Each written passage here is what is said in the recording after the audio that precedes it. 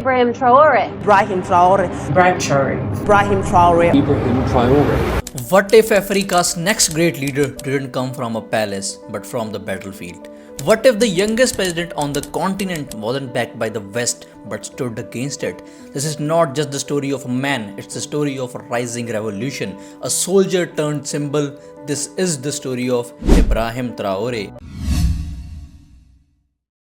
Burkina Faso, a land scarred by poverty, foreign interference, and endless terrorism. In the midst of this chaos, a young man from humble beginnings rose through the ranks of the military. Ibrahim Traoré, born in 1988, didn't grow up with luxury, he grew up with a vision. Educated in geology, trained in war, and shaped by injustice. Traoré was not your typical soldier. He believed the fight wasn't just against terrorists, but against a system rigged by global powers. A system where French troops patrolled African soil and resources flowed out while poverty stayed in. And in 2022, when his country was collapsing under repeated attacks and weak leadership, Traoré decided enough was enough. At just 34, Ibrahim Traoré staged a bloodless coup that overthrew the government of Lieutenant Colonel Paul-Henri Lumuba, who had himself taken power in a coup just months earlier. But Traoré wasn't seeking fame, he was seeking freedom. On live television, he declared, "The fight for our sovereignty has begun. No more puppet regimes, no more external dictates." And in that moment, he became Africa's youngest head of state and one of its most feared by foreign powers. Because unlike others before him, Traoré wasn't asking for permissions, he was demanding respect. What happened next shocked the world. Instead of fear, the streets of Ouagadougou erupted with hope. Young men carried his photo like a revolutionary icon. Women sang songs calling him the new Thomas Sankara, the anti-colonial hero assassinated for dreaming too loudly. Traoré refused luxury. He wore a simple uniform. He visited battle zones. He ate with the soldiers. He didn't lead from the palace, he led from the front. And most importantly, he rejected the West's support. France is ordered to withdraw its troops from another African country, this time Burkina Faso. He expelled French troops, suspended French military cooperation, and started turning to Russia and other alternatives for security.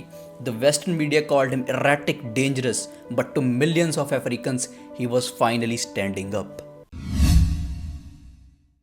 Burkina Faso sits on gold, literally. It's one of the richest gold producers in Africa, but for decades, the people remained poor while foreign companies and corrupt elites got rich. Traoré began demanding that Burkina Faso's natural wealth serve its own people. He proposed new deals, national projects, resource sovereignty. To the West, this was unacceptable. An African leader refusing to play by the rule, that's dangerous. Because Traoré wasn't just rising, he was inspiring. Niger, Mali, Guinea, all undergoing similar revolutions, and one by one they started cutting ties with the colonial powers. This wasn't just local uprising, it was a continental awakening.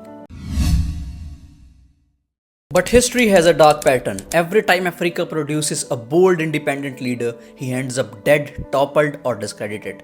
Patrice Lumuba, Thomas Sankara, Muammar Gaddafi, the list goes on. And now Ibrahim Traoré sits in their crosshairs. There are whispers of assassination plots, of sabotage, of economic pressure disguised as humanitarian aid. Raises serious questions. How that these guys use humanitarian aid channels to transport dangerous weapons to West Africa. Western outlets now label him as a pro-Russian dictator, a threat to stability, not because of what he's done, but because of what he represents, a young, fearless African man who refuses to kneel. In 2025, as many African nations remains in turmoil, Ibrahim Traoré stands as a symbol of defiance. He's not perfect, he's not a saint, but for a continent bled dry by slavery, colonization, coups, and exploitation, he represents something far more powerful than politics. He represents the possibility of self-reliant Africa, one where leaders answer to the people, not to Paris, Washington, or the IMF, where gold funds school, not foreign banks, where sovereignty isn't negotiable. Ibrahim Traoré is still standing, but for how long?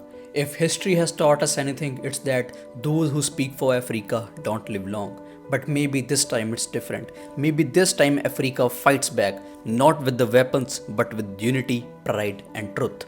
He may be just one man, but one man with courage is more powerful than 1,000 puppets. Subscribe to Leaders Unfolded, where power is peeled back and the untold becomes unforgettable.